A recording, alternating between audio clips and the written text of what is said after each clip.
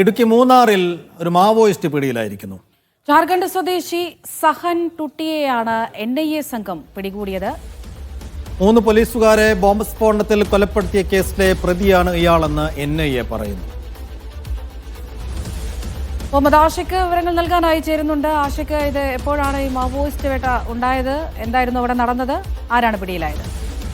അവിടെ ഇന്നലെ രാത്രിയാണ് NIA സംഘവും മൂന്നാർ പോലീസും ചേർന്നുകൊണ്ട് കൂടാർവിള എസ്റ്റേറ്റിൽ താമസിച്ചുകൊണ്ടിരുന്ന സഹൻ ടൂട്ടി എന്ന ജാർഖണ്ഡ് സ്വദേശിയെ പിടികൂടുന്നത്.